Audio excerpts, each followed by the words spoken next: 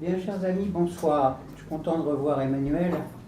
Il a la gentillesse de venir nous présenter presque tous ses livres depuis, je ne sais plus combien de temps, une vingtaine d'années, peut-être plus. Donc nous avons un débat quasiment permanent avec lui. Son dernier livre vient de paraître, Emmanuel va nous le présenter, et puis ensuite, selon notre tradition, nous engagerons le débat avec lui. Emmanuel, c'est à toi. Bon, alors, je n'ai pas préparé de topo absolument formel. C'est un livre un peu particulier, puisque c'est un livre qui résume ma vie de chercheur, en fait.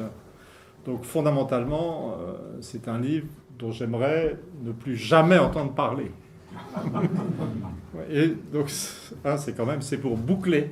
Et en ce sens, je pense une bonne partie de mon état d'esprit euphorique vient de ce que je peux me dire. Je vais continuer à travailler, je ne sais rien faire d'autre, mais de la recherche. Mais quelque part, je me dis que ma vie de chercheur est achevée au sens noble des choses. Et donc, c'est quand même plus qu'étrange voilà. Mais je vais quand même le faire et je suis content de le faire et je suis surtout extrêmement heureux d'être ici. C'est la première fois que je viens dans les nouveaux locaux. J'adore le quartier. Donc c'est une deuxième raison d'être euphorique. Alors, c'est un livre dans lequel... C'est un livre que j'avais le sentiment de devoir faire parce que j'avais, dans toute ma vie, élaboré 2 grandes séries d'hypothèses. Et puis j'avais une activité d'interprétation géopolitique particulière que je ne faisais pas tellement en France, mais au Japon plutôt, puisque c'est au Japon qu'on prend au sérieux, pas ici, en fait. Et donc, alors, dans la première partie de ma carrière de chercheur, j'étais arrivé à un ensemble, une sorte de loi, en fait, de mon point de vue, qui était une loi de correspondance entre la diversité des types familiaux paysans, tels qu'ils pouvaient se présenter dans les divers pays du monde à la veille de l'urbanisation, de l'alphabétisation surtout, et de leur désintégration par l'urbanisation.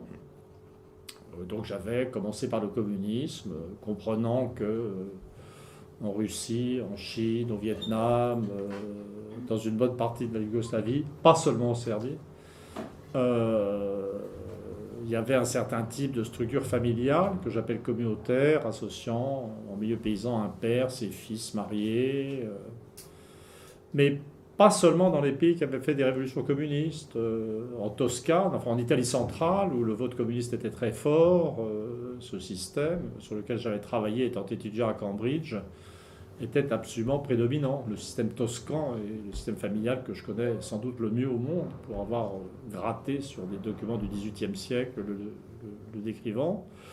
Il y avait des variétés de ça dans la partie nord-ouest du Massif central, des types communautaires, ce que j'appelais à la fin l'Ajoanie Country, puisque c'était l'un des pôles de résistance du Parti communiste, où il était implanté en milieu paysan.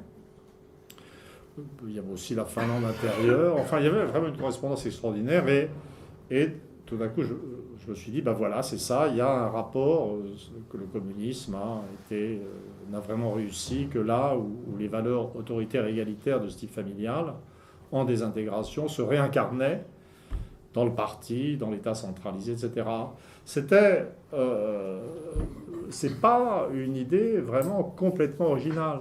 C'est-à-dire, mon examinateur de thèse à Cambridge, Alan Macfarlane, avait eu dans un livre sur les origines de l'individualisme anglais eu la même idée. Enfin, c'est pas la même idée, c'était son idée finalement, puisque lui, ça date de 78, et moi, j'ai fait la 3e planète, structure familiale et systèmes idéologiques, j'ai dû le faire en 83, ça allait très vite quand même. Et donc, il avait vu ça. Donc, de mon point de vue, il y avait une séquence de recherche, puisqu'ici, je suis pris comme un fantaisiste qui a des idées, qui déplaisent, qui sont là pour embêter les gens, hein, toujours des paradoxes. Moi, là, j'étais vraiment dans cette première partie de recherche, dans une séquence. Mon directeur de thèse, Peter Laslett, avait découvert que la famille anglaise du XVIIe siècle était nucléaire, individualiste, pas du tout un gros magma dans le passé. Alan Macfarlane, mon examinateur de thèse, on est dans un tout petit milieu. Hein. Macfarlane est venu déjeuner chez moi pour son malheur. Quand j'étais étudiant à Cambridge, il s'est forcé à tout bouffer, mais il était dans un état à la fin. C'était vraiment pathétique. Et puis moi, j'arrive, et moi j'ai fait, d'une certaine manière, j'ai fait ce que doit faire un Français, j'ai généralisé l'hypothèse de Macfarlane, en fait, à la planète. Donc j'ai défini 7 types familiaux, j'ai vu qu'un type familial, que le modèle anglais, effectivement, individualiste, famille nucléaire non égalitaire, pas de règle d'héritage égalitaire, avait permis, comme l'avait dit Macfarlane, en fait, lui pensait plutôt à l'économie, mais l'épanouissement du libéralisme anglais, du gouvernement représentatif, que la version française de la révolution libérale égalitaire était assise sur des structures familiales paysannes du bassin parisien libérales égalitaires, parce que les règles d'héritage frénétiquement égalitaires du bassin parisien sont très très antérieures à la Révolution, que dans des pays comme le Japon, l'Allemagne, on trouvait la famille souche, c'est-à-dire un système lignagé avec la désignation en général du fils aîné pour succéder sur la ferme, que les valeurs fondamentales étaient des valeurs d'autorité, puisque le successeur restait sous l'autorité des parents, et d'inégalité, puisque un enfant était privilégié par rapport à tous les autres, et que dans le domaine, au moment de la modernisation idéologique, ça produisait des idéologies ethnocentriques, fortement intégratrices de l'individu. Personne ne discutera la tendance des Japonais à penser qu'ils sont essentiellement japonais. Maintenant, on n'a plus le droit de dire que les Allemands ont une société particulière, avec des habitudes particulières. Bon, là, on est embêté parce qu'on ne sait pas quoi faire des Catalans qui ont aussi un système souche du genre et qui ont une grosse capacité à se penser existants comme Catalans et différents des Castillans. C'est un modèle qui est d'une efficacité qui n'en finit pas de marcher, quoi. Bon, le communisme, j'en ai déjà parlé. Donc ça, c'était la première partie de ma recherche. Alors j'ai été reçu alors que j'étais au début des années 80, donc j'étais terrorisé à l'idée d'être doublé par un autre chercheur, puisque ça allait très vite, les recherches sur la famille. Je pensais que j'étais le Newton des sciences sociales, ou plus modestement le Pasteur des sciences sociales, et donc j'ai reçu des tombereaux d'insultes. Parce que j'avais été défendu par Chaunu, très gentil Chaunu, mais une fois qu'on est défendu par Chaunu, on est mort à gauche. Parce que les mecs à gauche, à Libé, ils ne savaient juste pas que c'était l'un des plus grands historiens français. Ils pensaient juste que c'était un fou conservateur, ce qu'il était également d'ailleurs. Voilà. Mais bon. Et donc ensuite, je me suis obstiné et j'ai passé, j'ai dû gâcher les 2/3 de ma vie de chercheur à essayer de montrer que j'avais raison. Donc j'ai fait des livres, l'invention de l'Europe, 6 ans d'obstination pour montrer dans le détail, pour développer ce modèle de coïncidence entre diversité des structures familiales et diversité des trajectoires idéologiques dans la modernisation. Et puis, alors, je savais depuis le début, grâce à mon ami Laurent Sagard, qui est linguiste, que ce que je disais de la distribution des types familiaux dans le monde, dans mes premiers livres, était complètement idiot. J'avais un chapitre sur le hasard. Comme je n'avais pas trouvé d'explication structurale, une variable qui coïncide avec la distribution des types familiaux dans l'espace, et ben j'avais dit ça me faisait rire à l'époque, hein. C'était l'esprit de 68, hein, encore dans mon esprit. Bon. C'est le hasard. Donc, je reconnais que j'avais une dimension malicieuse, parce que d'un côté je disais, les idéologies politiques, en fait c'est marrant, c'est déterminé par les structures familiales paysannes. Je reconnais que dans la crise anti-marxiste de l'époque, je trouvais ça marrant, voilà. Puis je trouvais ça encore plus marrant de dire, et puis en plus ces structures familiales, elles sont là au hasard. Donc c'était totalement space. Voilà. Mais, donc ce copain m'a expliqué que c'était juste... Il était assez d'accord pour la détermination par la structure familiale parce qu'il avait vu des Chinois partout, dans toutes sortes de régimes, et le tempérament autoritaire de tous ces régimes chinois, en Chine continentale, à Taïwan, etc., l'avait quand même frappé. Mais par contre, il m'a tout de suite dit que la carte, la distribution des types familiaux dans le monde, lui, il ne connaissait rien aux types familiaux. C'est ça qui était formidable. Ce qui est formidable, c'est de se faire dire la vérité par un mec qui regarde vos cartes comme si c'était juste des taches de couleurs qui n'ont aucun sens pour lui. Hein? Donc il me disait, ouais, bah là, tu vois, au milieu, tu as un gros paquet rouge et marron d'un seul tenant. Et puis là, sur la périphérie, tu as du vert clair, un petit peu de violet, là. Alors tu as l'air de dire que c'est la famille nucléaire. Puis là, juste sur la frange, là, sur la limite, tu as des trucs qui s'appellent famille souche, là, en Allemagne, au Japon, en Corée. Alors nous, les linguistes, on connaît très bien tout ça. C'est une distribution centre-périphérie.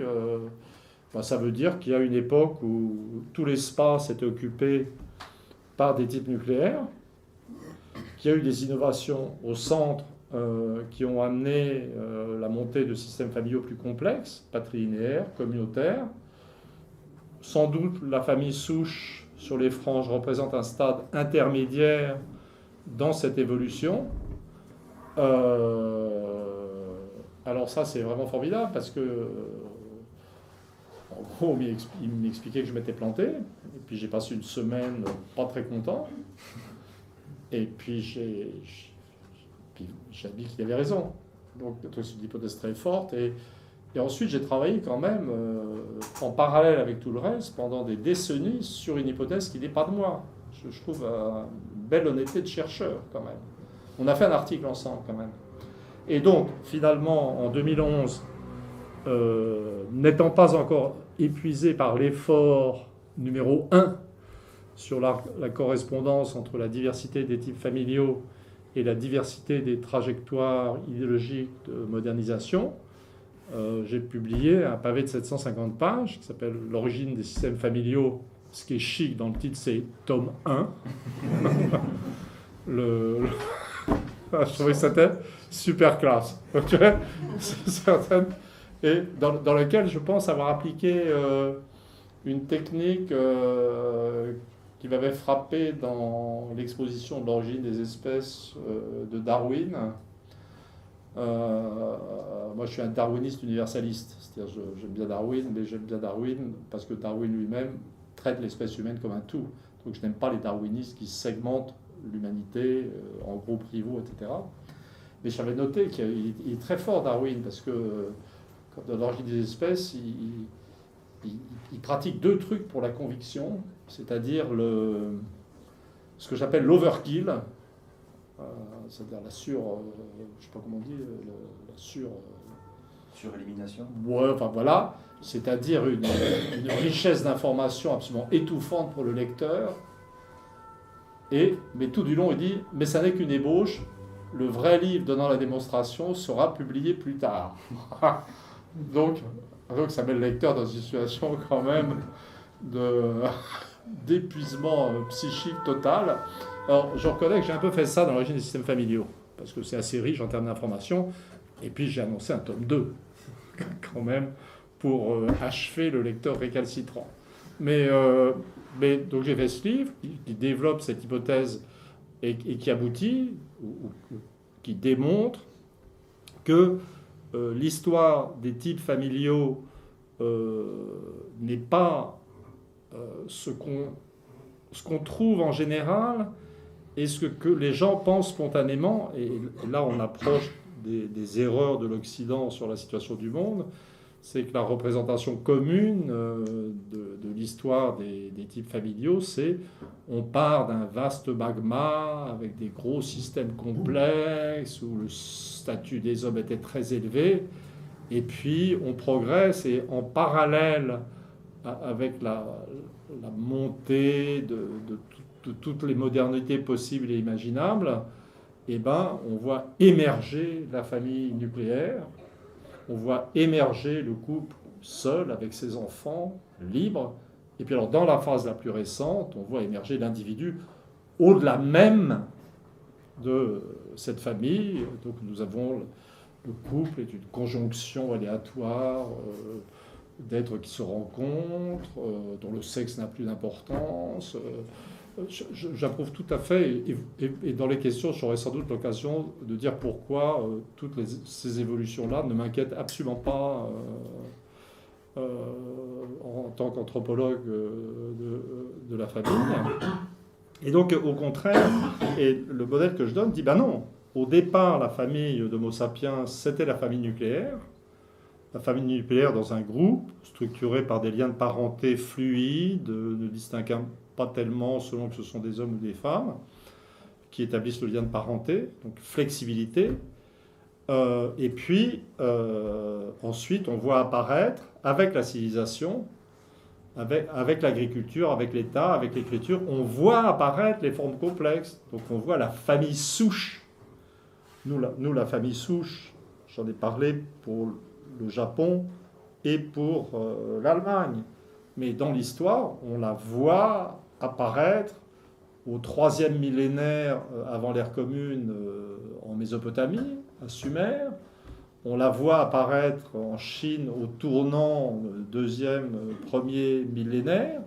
Et puis alors ensuite, on voit apparaître des formes encore plus complexes, c'est-à-dire dans lequel c'est plus un seul fils qui est désigné, mais tous les fils symétrisés, on obtient des gros blocs communautaires, la forme la plus complexe. Et puis alors, le stade supérieur de la complexité, c'est quand on ajoute, par exemple, au Moyen-Orient, l'endogamie, c'est-à-dire le mariage entre cousins à haute fréquence, puisque le type de mariage d'Homo sapiens originel, tel que je l'ai reconstitué, d'après toutes ces cartes, etc., était ce que j'appelle exogame tempéré, c'est-à-dire qu'on n'épouse pas sa cousine en général, mais s'il n'y a personne d'autre, ou si on éprouve une passion pour sa cousine, pourquoi pas. Là, on est avant le christianisme. Donc, les gens n'en font pas une crise nerveuse. J'ai des crises pour être poli, parce que ce n'est pas le concept que j'avais en tête. Mais voilà. Et donc, on a une histoire inversée. Alors, ce qui est vraiment... je me suis dit que j'avais le devoir de faire un livre où j'essaierais de voir ce qui se passait en termes de description de l'histoire si je mettais bout à bout les deux éléments sur lesquels j'avais travaillé. C'est-à-dire, dans ma vie de chercheur, j'ai d'abord trouvé le lien, à la suite de Macfarlane, entre la diversité des types familiaux et la diversité des trajectoires idéologiques, des trajectoires de modernisation. Et puis ensuite, j'ai étudié la différenciation des types familiaux à partir de ce point de départ commun à l'humanité des chasseurs-cueilleurs, mais qu'on va finir par retrouver à la fin chez les Anglais comme chez les Tagalogs des Philippines, sur les franges du monde, cette famille. Alors, donc j'ai fait ce livre synthèse, donc, dont le premier chapitre est un résumé de l'origine des systèmes familiaux. C'est pas facile de résumer en 20 pages un livre de 750. J'ai quand même, comme je suis un type très sérieux et que j'allais avoir besoin, pour parler du racisme américain, j'allais avoir besoin d'avoir montré que pour l'Afrique, le modèle tenait, c'est-à-dire qu'on peut décrire, produire une ébauche de l'histoire des systèmes familiaux africains selon les mêmes critères, c'est-à-dire on peut aussi démontrer que les peuples africains les plus primitifs, les Bushmen du Sud par exemple, ont la famille nucléaire. On a des magnifiques monographies avec un statut des femmes relativement élevé, qui tapent sur leur mari si elles ne sont pas contentes, exactement comme dans n'importe quel film américain actuel. Donc c'était important. Donc j'ai montré que les formes communautaires de la famille en Afrique de l'Ouest correspondaient aux zones les plus transformées. J'ai aussi, pour montrer que je n'étais pas dans le délire. Parce que le problème quand on travaille sur la famille, c'est que les gens savent pas. Enfin, je veux dire, je vous dis, vous voyez, je ne peux pas demander humainement aux gens de connaître les systèmes familiaux africains, mais quand même pour suggérer que ce que je disais avait un sens sur le statut de la femme, j'ai mis une variable de contrôle, une carte de la diffusion du virus HIV en Afrique, pour montrer que ça correspondait au degré de faiblesse de la norme patrilinéaire. Et que là où les femmes étaient moins tenues, moins enfermées, la diffusion du virus HIV était beaucoup plus importante. Donc j'ai quand même essayé de faire tout du long des rapports entre un présent accessible, etc. Et puis ensuite j'ai fait une sorte de description de l'histoire avec toutes les variables qui ne sont pas fondamentalement, bien entendu, la trame, c'est ce rapport entre structure familiale, idéologie, structure familiale et développement éducatif, structure familiale et religion. Mais maintenant que c'est fini, de même que tout à l'heure, j'ai volontiers dit que je n'étais qu'un élève de Peter Laslett et Macfarlane, c'est plus courageux de le dire pour Macfarlane parce qu'il est toujours vivant. Et que c'est des gens, et Laslett et Macfarlane ne m'ont jamais soutenu. Mes premiers livres ont été publiés en Angleterre, mais plutôt parce que ça intéressait un jeune éditeur. Laslett m'a quand même pas mal tiré dans les pattes. Hein. Je veux dire, il n'y a pas qu'en France qu'on a des emmerdes avec l'université. Comment dire donc j'ai fait ça, mais j'ai vraiment pris conscience du fait que c'est un modèle, ça donne, donc le livre s'appelle « Où en sommes-nous ? Une esquisse de l'histoire humaine », ce que c'est. Et la troisième partie, comme je disais tout à l'heure, j'ai plutôt utilisé les interviews de géopolitique ou la description des pays du monde tels que je fais maintenant, que je donne dans la presse japonaise, où on me prend au sérieux. Donc les Japonais me demandent ce que je pense de l'état de la Chine, ce que je pense de l'état de la Russie. Alors donc ici tout le monde dit c'est incroyablement paradoxal, la Russie est un pays normal, où survivent des formes communautaires, où le statut de la femme est très élevé, que la Chine est en déséquilibre, etc.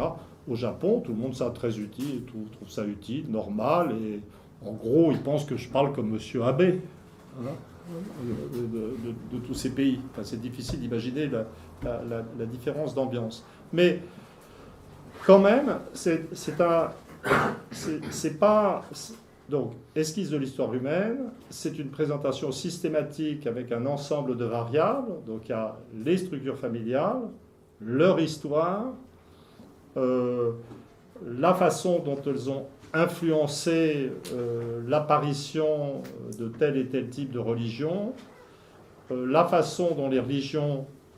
donc je parle beaucoup du premier christianisme, enfin du judaïsme, du premier christianisme, du protestantisme, dont ces religions ont à la fois influencé le développement historique, mais ont eu des effets, je dirais, de rétroaction sur la structure familiale. Donc le modèle est quand même énormément plus subtil que mes modèles antérieurs. Donc je me suis mis une page où il y a même un diagramme avec des flèches montrant toutes les interactions réciproques entre famille souche, protestantisme, action directe du protestantisme produisant l'alphabétisation, mais retour de l'effet du protestantisme sur la famille et influence même rétroactive d'une alphabétisation très patrilinéaire sur la structure familiale. Enfin, je suis vraiment... C'est très nuancé, hein. C'est très nuancé. Mais les variables, donc mes variables, c'est structure familiale,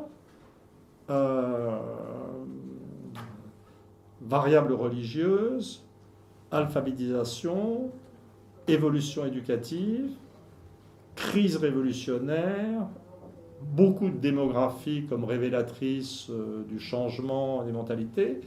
C'est ce que j'ai appris comme étudiant. C'est-à-dire, c'est un modèle inductif auquel j'ai fini par construire un modèle complet, une représentation complète, une esquisse, Et le mot esquisse doit être pris pour ce qu'il est, c'est-à-dire quelque chose de modeste, qui ne dit pas je vais tout vous expliquer, les mecs. C'est le contraire. Quand on dit esquisse, c'est bon, je fais avec ce que j'ai et je vois ce que ça donne comme tableau et je ne vais pas donner un truc fignolé, etc. Mais même ça, c'est les variables que j'ai appris de Leroy-Ladurie, de Chaunu. Pour l'alphabétisation, c'était plutôt Furet et Ozouf, ou des gens qui travaillaient en Angleterre. Les structures familiales, c'était plutôt les Anglais. La religion, c'était plutôt Chaunu. Et donc, j'avais dit ça dans une émission avec Laura Adler. J'étais en train d'écrire le livre. Je parlais de ma carrière de chercheur. Je disais, moi, j'avais jamais aspiré à être un théoricien. Vous savez, mon premier article, je ne fais pas de l'histoire à la française. Vous voyez, vous êtes un Français de tradition cartésienne et vous plongez dans votre cerveau et dans la logique pour essayer d'y comprendre quand même, d'avoir une petite idée de ce qu'est la structure du monde. Hein? Moi, mon premier article, dont je suis extrêmement fier, c'est un article de 3 pages, publié dans le bulletin historique de la revue, je ne sais pas, de Monument du Pas-de-Calais, dans lequel j'avais confronté une liste d'habitants décrivant une paroisse, la paroisse de Longnes, qui est actuellement dans la banlieue de Saint-Omer. Et donc j'avais qui décrivait des familles nucléaires. C'est Laslett qui m'avait donné ça. Et pour le faire chier, j'avais mis la main sur le registre des centièmes, c'est-à-dire un impôt foncier d'origine espagnole. Et j'avais montré, non mais en fait variable, ça ne marche pas du tout, parce qu'il n'y a pas assez de maisons. Il n'y a pas assez de maisons, donc en fait, il y a plusieurs familles nucléaires dans des maisons, donc ça veut dire que la famille est probablement pas si nucléaire que vous croyez. Hein? Mais faire un travail comme ça, vous voyez, vous habitez cette 3 pages, en fait, c'était 6 mois de boulot quand même. Parce que c'était pas l'informatique à l'époque, hein, c'était la fiche cartonnée. Hein. Et j'ai commencé comme ça, puis ensuite j'ai travaillé sur la mobilité géographique. Donc, et donc je me dis, au bout du bout, en travaillant énormément, en ayant l'intuition de quelques lois d'association entre variables, je suis arrivé à un modèle complet. Mais c'est ce que j'appelle de l'histoire inductive. C'est-à-dire, je n'ai jamais eu de vision de l'histoire a priori, et ma vision de l'histoire a priori, c'est ce que m'ont appris mes maîtres. Alors, là où je pense que j'ai été vraiment original, c'est que je ne me suis pas arrêté au XVIIIe siècle. Je ne me suis pas arrêté à ces lois que des types comme Vauvel et d'autres avaient vues, c'est-à-dire d'une déchristianisation qui, au XVIIIe siècle, mène à la baisse de la fécondité, à la Révolution française, dans un contexte de hausse du taux d'alphabétisation. J'ai continué, et toute ma vie, j'ai fait comme si ça continuait à marcher au présent. Hein? C'est-à-dire comme ça que j'avais fait mon premier bouquin, La chute finale. J'avais dit, la fécondité baisse, la taux de mortalité infantile monte. Si j'étais dans une société du XVIIIe siècle, j'aurais dit que ce pays était en crise et allait se casser la gueule. Et donc, je l'ai écrit et ça a super bien marché. Il faut le reconnaître. Et j'ai continué. Et là, dans ce livre, donc il y a toute une partie historique, il y a des endroits où je voulais boucler, c'est-à-dire il y avait des sujets auxquels je tenais, mais c'était assez privé comme préoccupation. Par exemple, il y a des développements sur les conflits d'interprétation sur la communauté rurale anglaise du XIIIe siècle, dont je ne recommanderais pas la lecture à mon pire ennemi, parce que c'est vraiment... Et où je règle mes comptes avec Macfarlane, en lui montrant que lui pense que le grand historien du Moyen-Âge anglais, c'est Maitland. Mais moi, je pense que c'est Frédéric Zeboom, qui était vachement mieux avant. Donc vous imaginez le degré de passion que ça a suscité chez les journalistes français. c'est le genre de truc. Mais moi, je suis juste hyper fier. Zeboom avait compris un truc extraordinaire, mais qui détruit toutes les histoires sur les conflits entre entre interprétation romaniste et germaniste de l'histoire anglaise. C'est parce qu'il y a des mecs qui disaient, à partir du moment d'ailleurs où je dis où l'Allemagne est montée en puissance, il y a de plus en plus d'Anglais qui ont trouvé que c'était bien d'être plutôt d'origine germanique. Et Zebo m'avait dit un truc, il dit oui, il y a des rapports entre des éléments culturels anglais du haut Moyen-Âge et des éléments culturels allemands.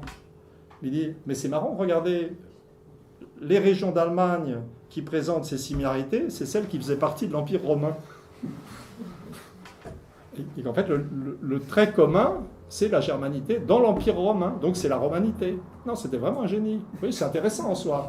Mais vous imaginez Pujadas face à ça. Alors, il y a un autre élément dont je voulais faire un livre, et puis je me suis dit, le temps court, ça se présente mal. Je suis démographe. Donc je peux faire une évaluation du temps qui me reste, raisonnable. Je sais combien, et puis je suis de plus en plus lent pour faire de la recherche. Donc je voulais faire un livre, une interprétation, une nouvelle interprétation anthropologique de l'histoire du peuple juif. D'ailleurs, je peux délirer. Voilà. Et donc, une journaliste s'était mis en tête de me réconcilier avec Alain Finkielkraut, en me disant mais comment depuis, elle est brouillée avec lui d'ailleurs. Et avec moi. Donc, pour d'autres raisons. Mais comment vous êtes tous les deux tellement sincères, tellement sensibles. Je ne pense pas du tout qu'il soit sincère, je pense qu'il ne travaille pas et que la seule façon pour un intellectuel de cacher le fait qu'il ne travaille pas, c'est d'hystériser ses théories. Plus vous gueulez fort la même chose, plus vous donnez l'impression que vous faites quelque chose. C'est super pas fatigant. Puis il se balade avec un grand cahier vide partout. Voilà. Et donc, ça valait le coup quand même. Hein, et donc on déjeune ensemble. Alors ensuite, j'avais essayé de l'ébranler, en disant oui, moi je viens de... Alors il voulait me la jouer, le républicain. Et je dis oui, moi je viens d'une famille très mélangée, mais plutôt juive quand même. Mais nous, le vrai drame de la famille, dans cette famille plutôt juive, c'est que le seul génie était breton. Misant, ouais. Voilà. Et donc voilà. Et puis le repas s'achève et je lui dis oui, en Bretagne d'ailleurs, dans ma chaumière, c'est celle que j'ai achetée avec les droits d'auteur d'après l'Empire, l'édition allemande, surtout qui a très bien marché, tellement les Allemands sont anti-américains. Donc j'ai toute une bibliothèque consacrée à l'histoire du peuple juif et je voudrais terminer ma carrière par cette histoire. Et là, le cri du cœur de Finkielkraut, non, non, s'il vous plaît. Bon. Mais quand même, dans ce bouquin, il y a un chapitre qui m'a demandé presque sans doute 8 mois, qui s'appelle Le judaïsme, le premier christianisme et famille et alphabétisation, dans lequel, avec l'aide d'un copain qui s'appelle Christophe Le Mardelet, qui est spécialiste d'histoire sémitique, j'ai remis en question ce que j'appelle le modèle bédouin de la famille. C'est comme si vous lisez la vie quotidienne des hommes de la Bible, vous allez avoir des mecs qui lisent la Bible comme si c'était une monographie produite par un anthropologue de Cambridge. Voilà, donc vous avez Abraham qui est là, bon c'était avant le chameau, donc c'est des ânes, et donc, c'est polygame, c'est plein, il y a des mariages entre cousins, croisés, pas des cousins parallèles patrilinéaires. Et puis voilà. Et, bon, pour moi, l'une des vraies grandeurs de l'État d'Israël reconstitué, à côté de tous les problèmes qu'il pose, c'est que il a produit une école d'historiens et d'archéologues qui en gros ont montré que la Bible... Abraham, non, sans façon, merci, pas existé. L'Exode, traverser le vivre d'Égypte, non. Donc, qui ont réduit l'histoire d'Israël, qui ont montré que l'histoire d'Israël était celle d'une population de la Palestine à l'âge du fer. Et les fouilles ont montré que les maisons ne pouvaient contenir que des familles nucléaires, en fait. Et donc, je retombe sur la thèse générale du livre, qui est l'antériorité de la famille nucléaire. Donc la culture juive antique était une culture de région d'altitude, une sorte de périphérie, où on subsistait longtemps, comme chez les Anglais et les Tagalogs, des structures familiales nucléaires. Youssef Kourba, je m'ai trouvé un premier article, j'en ai trouvé d'autres, sur les taux de mariage entre cousins de tous les juifs qui sont arrivés en Israël après la fondation de l'État, en provenance de toutes les régions du monde. Et en fait, les mariages entre cousins sont rares. Ça n'est pas la phobie chrétienne, il y a toujours quelques pourcents. Mais même pour les juifs du Moyen-Orient, vous allez atteindre des taux de 10% de mariages entre cousins qui sont les mêmes que ceux des chrétiens libanais. Et donc j'arrive à la définition d'une culture juive originelle qui est nucléaire, exogame tempérée. Et je suis vraiment...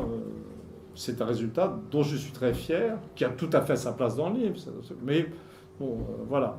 Et puis ensuite, j'étudie le rapport, je vois le judaïsme comme une première étape d'une dynamisation par la religion de l'alphabétisation, puisque moi je ne suis pas du tout dans les modèles français. Quand on est en France, on pense que la religion, c'est le contraire de la civilisation, en gros. C'est pas faux en France. Le catholicisme a bloqué le développement culturel. Mais le judaïsme et le protestantisme ont dopé le développement culturel pour des raisons qui leur sont propres et dont le but n'était pas la performance économique. Voilà, donc dans le livre, il y a des bouts qui sont tout à fait dans la logique du livre, mais où c'est des questions que je voulais régler pour moi-même. C'est-à-dire, je boucle une vie de chercheur, je ne vais pas avoir le temps de faire ce livre sur l'histoire du peuple juif. Je vais arrêter mes études sur la religion et sur la communauté et sur le manoir anglais. Et c'est vraiment... Mais moi, c'est les parties du livre dont je suis le plus fier. C'est la partie vraie recherche de fond. Mais alors, ensuite, on en arrive, et c'est vraiment l'utilité réelle du livre pour le présent. Ça s'appelle « Où en sommes-nous ?» C'est... j'ai poussé, je dirais, les résultats de l'école des Annales, en fait, de l'école historique française des gens de la génération d'avant moi, des Leroy-Ladurie, Chauny et autres, qui est une école qui est actuellement considérée comme périmée. C'est-à-dire qu'il faut bien voir que sur le plan des concepts historiques que j'utilise, je suis un fossile. C'est plus ça qui se fait. Alors, je ne pourrais pas dire exactement ce qui se fait, mais j'entends des noms de gens certainement très estimables, des gens comme Boucheron, mais c'est juste des machins que je n'ai pas lus, vous voyez, pas par... donc l'histoire, l'école historique, l'anthropologie historique que je fais serait actuellement, il faut être honnête, considérée comme périmée. Ce qui m'a permis d'entendre un jour à France Culture dire, je ne sais plus, je crois que c'était Julie Clarini, dire, mais de toute façon, le genre d'histoire que fait Emmanuel Todd, ça ne se fait plus du tout aujourd'hui, complètement dépassé, le pauvre. Voilà, c'était pas dit comme ça, c'était plus gentil en fait. Non, c'était pas tellement plus gentil, c'était autrement, mais pas tellement gentil. Voilà.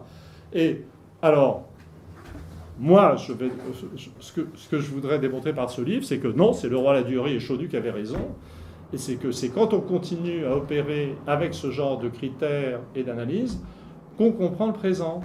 Alors, dans ce qu'il y a, je ne peux pas parler de tout, mais là, le livre est sorti. Il a été bien reçu d'une façon qui m'a stupéfait, parce que après mon dernier livre, qui est Charlie, j'étais quand même dans la catégorie super tricard. Il faut le dire, hein. Et j'ai abordé la sortie du livre juste en me disant, mais qu'est-ce qui va me tomber dessus cette fois-ci voilà. Non, c'était... Alors, j'ai pu un peu parler, on m'a laissé parler de la divergence anthropologique persistante, ou plutôt la divergence anthropologique que la persistance des valeurs familiales explique, mais de la grande divergence qu'on a devant nous entre le monde anglo-américain et le monde germanique, les gens on en peut parler, mais n'ont pas fait des crises de nerfs. J'ai un chapitre à la fin sur l'Europe qui est horrible. Je veux dire, à côté de qui est Charlie, c'est intellectuellement bien pire. Parce que j'explique dedans que, ben oui, je regarde la zone euro, je vois que ce qu'il y a dedans, c'est une dominante de structure familiale, de valeurs familiales, autoritaires, inégalitaires, hiérarchiques, de catholicisme zombie, autoritaire, hiérarchique, et que nous n'avons aucune raison de nous étonner, et pas simplement en Allemagne, en Espagne du Nord, sur la périphérie de la France, dans un bout de l'Italie du Nord, dans l'intérieur des Pays-Bas, en Belgique, et en fait le poids de... Et d'ailleurs, je retombe sur ce truisme, parce que la tradition fondamentale de l'Europe, telle qu'elle pouvait apparaître dans les années 30, n'était pas vraiment l'émergence de la démocratie libérale. Hein? Non, mais quelque part, quand même, c'est bien quand l'anthropologie des profondeurs ramène à des trucs que tout le monde sent. Hein? Et donc, la zone euro, en fait, la zone euro dans les années 30, c'était Salazar, Franco, un petit peu plus tard Pétain, Dollfuss, Hitler, Mussolini. C'était ça la zone euro d'avant-guerre. Voilà. Alors là, tout le monde est hyper surpris de voir la démocratie disparaître avec le retrait des Anglo-Américains. Putain, mais ça, quand vous avez la variable structure familiale, et vous pouvez analyser les mécanismes de continuité historique, vous pouvez accepter de voir la réalité. Si vous êtes un philosophe politique à la française qui ne reconnaît pas l'existence qui croit que la vie politique sort du cerveau, d'intellectuels de haut niveau qui imposent des concepts à des populations, vous pouvez vous dispenser du principe d'inertie au sens physique. C'est-à-dire genre... par exemple, les gens actuellement vont penser que Trump est une vaste menace pour la démocratie et que l'Allemagne, c'est quand même le pays central pour la démocratie libérale. Aucun anthropologue sensé ne penserait ça. Moi, je n'ai pas dit que j'avais déjà fait mes bagages pour aller en Californie, comme c'est la tradition dans la famille, mais même avec Trump, le libéralisme américain me paraît quand même plus fiable que le libéralisme allemand. Parce que quand même les Allemands ont une façon d'être libéraux qui vous glace le sang. Voilà. Mais cela dit, le livre n'est pas... Je veux dire, il y a un chapitre dans lequel je dis qu'on doit à l'Allemagne l'alphabétisation de masse et le protestantisme. Donc l'anthropologie différentielle permet de dire des choses sur les pays qui pour moi sont vraies, objectives, et ça permet de dire des choses dures et des choses très positives. La tradition française sur l'Allemagne, c'est de ne plus rien dire. Non, si, ils sont merveilleux, il faut faire comme eux, mais c'est d'ailleurs totalement contradictoire. Ils sont merveilleux, il faut les imiter, mais il n'y a plus de différence entre la France et l'Allemagne. On ne comprend pas comment... Alors, quand vous êtes dans un modèle anthropologique, quand vous avez travaillé sur la famille souche, vous connaissez son potentiel d'efficacité économique, de discipline sociale. C'est dans un système souche que vous pouvez faire accepter un blocage des salaires de 10 ans qui vous permet de faire de la désinflation compétitive contre tous vos partenaires de la zone euro. Vous voyez, donc quand vous êtes anthropologue, Artus avait vu ça, il n'est pas anthropologue, il s'est dégonflé ensuite, il n'en a pas fait grand-chose, mais voilà, on peut voilà. Mais alors, ce qui m'a vraiment intéressé, moi, donc tout ça, et même quand je dis ça dans des radios, alors l'autre jour, Cohn-Bendit a failli m'étrangler en direct. Je ne sais pas si certains ont vu ce... Moi, j'étais comme un acteur pris à contre-emploi, puisque d'habitude, le mec hystérique sur un plateau, c'est moi. Et tout d'un coup... Mais maintenant, j'ai trouvé ce que je vais lui balancer quand je serai un plus grand comité. Je trouve quand même qu'il donne une mauvaise image de l'Allemagne. Parce que je me suis dit, en fait, je cherchais, souvent on ne comprend pas tout de suite ce qui se passe. Et en fait, donc il était là, complètement hystérique et agité, et en fait très autoritaire. Et je me disais, mais oui, c'est la grande vadrouille. Je veux dire, c'est un Allemand qui joue face à Louis de Funès. En fait, Hein? Voilà. Bon, enfin, c'est pas le sujet du livre, mais voilà. Mais alors, ce qui est le mieux. Donc, en fait, quand je dis des choses, non, mais c'est très intéressant pour vous quand même qui êtes dans la vie politique concrète, alors que moi, je reconnais que je suis un peu en décrochage freestyle. Hein, j'ai donné, mais je sens le fait d'être confronté à des journalistes qui ne font pas des crises de nerfs. Quand on dit que les structures anthropologiques profondes de l'Amérique et de l'Allemagne sont différentes, évoque un changement d'ambiance. Le doute est en train de s'installer sur l'uniformité du monde. Quand même. Voilà. Mais le truc, donc il y a un petit peu d'espoir. Quand même. Mais au contraire de ce que je dis dans le livre, puisque moi, mon chapitre sur l'Europe se termine par l'Europe post-démocratique, un monde normal. Voilà. Mais alors le truc qui est vraiment bien passé, c'est l'une des thèses centrales du livre, puisque dans le bouquin, je distingue les niveaux d'analyse historique. C'est dans l'introduction, que j'atteins seulement maintenant, ce qui est quand même un vice de construction dans mon exposé. Toute l'idée du livre, c'est de dire qu'il ne faut pas s'arrêter à ce qui est superficiel, politique, économique. Il faut aller plus profond. Donc en dessous, il y a le subconscient qui est le mouvement de l'éducation. Donc là, en général, je dis je suis un hegelien empirique ou statistique. Généralement, ça laisse les Français assez froids, mais les Allemands disent ouais, quand même. Ce français est très bien. Sans rire. Je suis assez bien vu en Allemagne, contrairement à ce que Jacques Cohn-Bendit, qui hier m'a redénoncé dans la phase. Hein. Non, mais il est vraiment venimeux, ce mec. Frankfurter Allgemeine Zeitung. Ah non, c'est vraiment un flic. Hein. Et maintenant, non, vraiment, là, je commence à être vraiment en colère.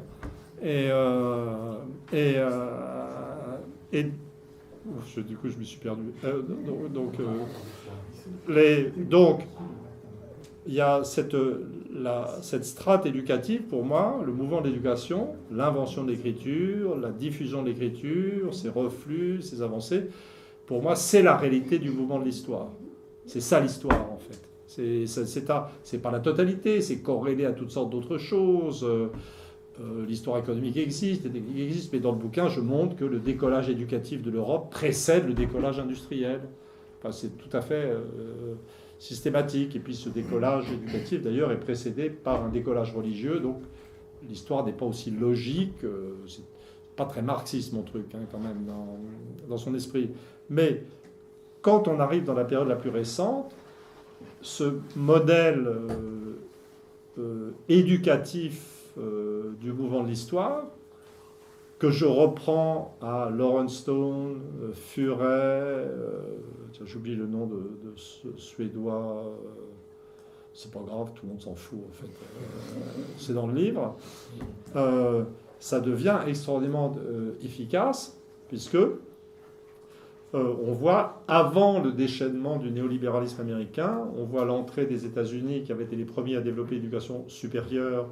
On les voit entrer en stagnation éducative au milieu des années 60.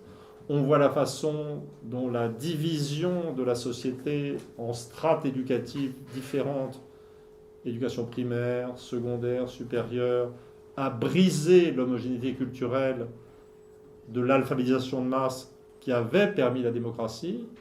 Comment les gens qui ont fait des études supérieures se sont mis à se penser vraiment supérieurs, à vivre entre eux, et donc on a vraiment tous les instruments qu'il faut pour comprendre notre monde de fragmentation culturelle.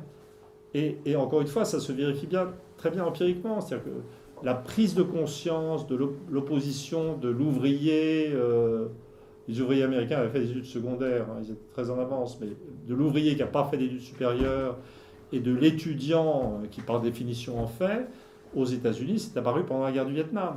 Donc vous aviez les ouvriers dans les rizières, toujours pas très contents mais patriotiques, et puis vous aviez les étudiants dispensés sur les campus réclamant la fin de la guerre. Et là, il y avait l'opposition élite-peuple. Voilà. Nous, on y a eu droit au moment de Maastricht. Mais l'entrée en stagnation éducative des États-Unis, c'est vers le milieu des années 60. L'entrée en stagnation éducative de la France, c'est vers le milieu des années 90. Et Maastricht, c'est 92. Donc ça colle très bien empiriquement, ce pas des idées a priori, ça marche. Et c'est vrai qu'on a vu exploser, alors pendant l'élection de Trump, le Brexit, celle de Macron, qui est le contraire, on a vu exploser dans le discours des sondeurs d'opinion et des politiques ces notions éducatives. Les électeurs de Trump étaient présentés les deplorables, hein, comme les sous-éduqués. Alors, c'est pas complètement vrai, parce que comme les électorats des minorités qui soutiennent les démocrates sont beaucoup moins éduqués encore que les blancs américains, et comme en fait il y a pas mal d'électeurs de Trump qui avaient fait des études supérieures, mais peut-être de moins bon niveau que les autres, c'est pas aussi vrai que ça, mais ça marche quand même pas mal. Les gens qui ont voté le Brexit, c'est les Anglais qui n'ont pas fait trop d'études. Les gens qui votent pour le Front National, la variable la plus discriminante pour analyser l'électorat du Front National, c'est le niveau éducatif, encore plus que la classe sociale ou les catégories socio-professionnelles telles qu'elles sont définies par l'INSEE.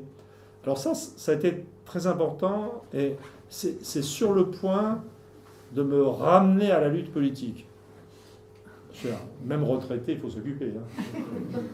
Et parce que vraiment, en fait, alors le Monde qui a été super sympa avec moi, non, il faut le reconnaître, parce que ces dernières années, chaque fois qu'on me donnait un micro, je les insultais. Hein, genre le Monde, un danger pour la démocratie, n'importe quoi. Enfin, ce qui est vrai. Et donc, ils ont sorti des bonnes feuilles.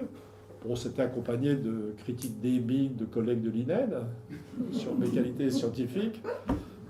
Donc, ils avaient été chercher les collègues de l'INED les plus idéologues pour m'accuser d'être un idéologue. Alors que moi, ce qu'on me reproche, c'est mon empirisme, en fait. En fait, ce que les gens ne supportent pas chez moi, c'est que je suis un empiriste. Alors donc, les mecs étaient là, il y avait... c'était l'ineffable Alain Blum, qui était toujours de service pour dire du mal de moi dans le monde. Il disait, oui, ma méthode, mais... je ne me souviens plus du texte, ses connaissances... il n'aura pas été jusqu'à dire scientifique, quand même. Au service de ses présupposés idéologiques, alors que moi, mon problème, c'est que j'ai aucun présupposé idéologique. Et en plus, c'était particulièrement ridicule, parce que Blum, j'avais correspondu avec lui, il était à Moscou. J'avais trouvé que les statistiques d'une banque de données que j'utilisais sur l'éducation des Russes, au niveau d'éducation, étaient exagérées. Et donc, j'avais contacté Blum pour lui dire, est-ce que tu ne pourrais pas me trouver des statistiques plus exactes sur l'éducation russe? Il me dit, mais non. Je dis, mais le recensement. Ah oui, le recensement. Et donc, il me trouve le recensement russe, il m'aide à le déchiffrer. Donc, il est super bien placé pour savoir que je suis un chercheur très honnête. Non, mais vraiment, c'est complètement fou. Mais vraiment, ce qui est génial quand on est à la retraite, c'est qu'on veut vraiment se lâcher, quoi. C'est vraiment, il y a une sorte de liberté de...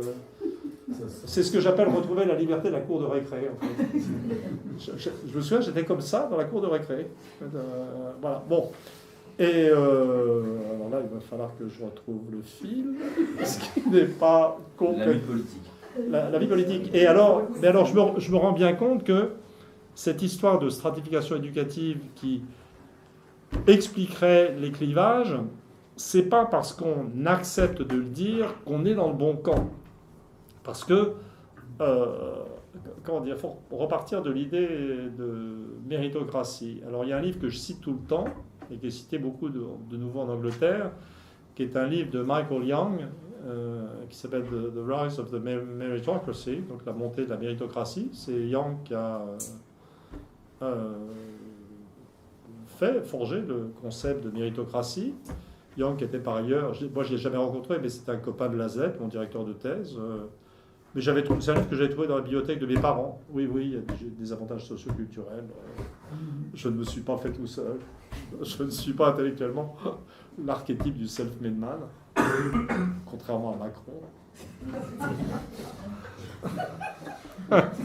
Je veux dire qu'il a mené au sommet la petite bourgeoisie picarde. Bon. Et... Hein ? Il est trop nul. Oui, bon, là, je suis en train de déraper, c'est bon. Voilà, faut pas m'encourager. Hein. Et Yang, vers 58-59, dans ce bouquin qui se présente comme un roman d'anticipation, un roman de science-fiction, il avait le premier vu que l'idée de méritocratie, nous on a le codage élitisme républicain, qui est en vérité un parfait oxymore, contenait un véritable danger. C'est-à-dire que dans les vieux modèles de classe hérités du marxisme, il y a des gens en haut, il y a des gens en bas, mais les gens qui sont en bas par hasard sur le plan intellectuel. Ils sont mal nés. Hein? C'est juste comme ça. Et puis ils se retrouvent dans des boulots de merde, et puis en haut, il y a des types qui naissent dans le pognon. Mais personne ne discute de leur capacité intellectuelle a priori. Alors que si vous êtes dans une société méritocratique ou qui pratique à haute dose l'élitisme républicain et qui va chercher 30% des gens pour les mettre dans une catégorie d'éduqués supérieurs et qui en laisse 10-20% en bas à un niveau primaire, tout ça d'intermédiaire, vous allez fabriquer une population qui est triée effectivement en termes de diplôme, de tampons, d'accès aux études, mais plus en profondeur, qui va avoir intériorisé son statut de supérieur ou d'inférieur. Donc vous allez avoir en bas des gens qui sont brisés en termes d'estime de soi.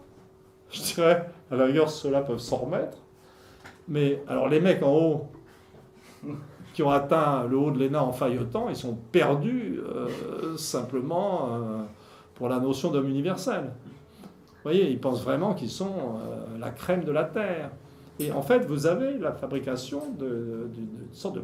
Il y a la méritocratie, l'élitisme républicain est une machinerie inégalitaire extrêmement dangereuse. Et chaque fois qu'on vous dit il faut rendre le tri plus efficace, plus juste, quand on vous dit mais c'est affreux, il n'y a pas assez d'enfants, d'ouvriers dans les grandes écoles, ce qui est vrai, les gens disent il faudrait que vraiment on prenne tous les enfants d'ouvriers super intelligents et qu'on les mette dans les grandes écoles. D'un point de vue révolutionnaire, c'est une catastrophe. Plus il y aura d'enfants d'ouvriers intelligents qui n'ont pas accès aux grandes écoles, plus il y aura de leaders pour la future révolution. Donc en fait, le blocage du système méritocratique est une priorité pour moi maintenant. Hein? Vous voyez? Vraiment. Donc c'est vraiment, pour moi, j'ai vu à quel point cette question... Donc, dans la bonne réception de cette théorie qui est en vérité dérivée de Yang, il y a un bouquin très intéressant de David Goodhart, qui est un Anglais, qui a lui aussi... c'est un bouquin qui s'appelle The Road to Somewhere, enfin la route vers quelque part. Mais somewhere, les somewhere, c'est les gens qui sont de quelque part, dans l'esprit de Goodhart. Et ça s'oppose aux anywhere, les gens de n'importe où. Ça, c'est les globalisés contre les territorialisés, en fait. Ben, il reprend Yang aussi. Enfin, c'est vraiment un type, il faut. Moi, je fais sa pub toujours. Je veux dire, donc, je fais une fin de carrière modeste en disant que j'ai tout trouvé dans Le Roi Ladurie, Chenu, dans Beauvais, Macfarlane, Lazlet, Yang. Et personnellement, j'ai jamais eu une idée originale. Voilà, c'est quand même une belle fin de carrière. Hein. Ouais, il faut. Voilà. J'espère que c'est apprécié. Et donc, il y a... Mais je suis de plus en plus convaincu que les gens qui voient... que maintenant, on accepte de voir... On voit clairement ce problème de stratification éducative, mais qu'il va y en avoir deux lectures, et que là, qu'il va y avoir un combat sur cette lecture. Et pour moi, ça va devenir crucial, et j'ai commencé à le faire dans ce livre, quand je parle d'académia, au sens d'université, du conformisme qui s'est emparé d'académia, du fait que les gens font maintenant des études, pas du tout pour s'ouvrir l'esprit, mais simplement pour avoir le tampon qui les mettra en haut et pour survivre, que c'est des études longues, inutiles, crétinisantes, qui récompensent la soumission beaucoup plus que l'originalité. Enfin, je n'étais pas comme ça du tout avant, hein. Vraiment pas. Moi, tous les gens qui disent... J'ai toujours eu horreur des gens qui parlaient de la merveilleuse intelligence des primitifs qui ne savent pas lire. Vous voyez, j'étais pas du tout dans... C'est pas du tout... j'étais assez dans l'école. Mais là, vraiment, on atteint autre chose. Et par exemple, là où on voit, là on est dans ce que j'appellerais la crise macroniste quand même. Hein, il faut que je finisse là, ça va être une... Je vais faire comme avec les journalistes qui m'obligent tout le temps à parler de Macron pour finir. Donc maintenant, j'ai pris le pli et je voudrais que cette question de l'intelligence ou de la répartition de l'intelligence dans la société, je pense, est en train de devenir un vrai enjeu idéologique et que je peux vivre. Parce qu'en fait, ça fait longtemps que j'insulte des présidents de la République. J'ai insulté Chirac. Non, Giscard, je n'étais pas encore actif, on ne m'avait pas encore donné de micro. Donc j'ai insulté Chirac, j'ai insulté Sarkozy, je pense que c'était mes meilleurs moments. Hein? Voilà. J'ai insulté Hollande, et là, Macron a fait une frappe préventive en tapant sur les intellectuels, mais en mettant d'ailleurs, c'est intéressant, il a mis tout de suite le débat dans le champ intellectuel. Je veux dire, aucun président de la République avant, Chirac n'aurait pas eu l'idée simplement de se mettre en conflit avec les intellectuels. Sarkozy, n'en parlons pas. Je veux dire, bon, Hollande, Hollande devait être persuadé qu'il était super intelligent, mais bon, voilà.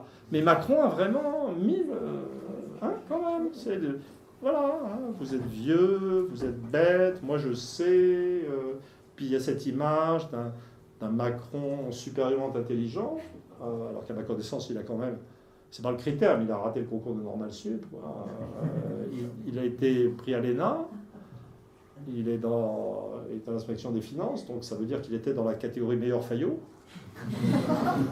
puisque c'est ça que ça veut dire. Quand on est inspecteur des finances à l'ENA, ça ne veut pas dire qu'on est le plus intelligent, ça veut dire qu'on est dans la botte du faillotage, quoi. C'est ça les grands corps, maintenant.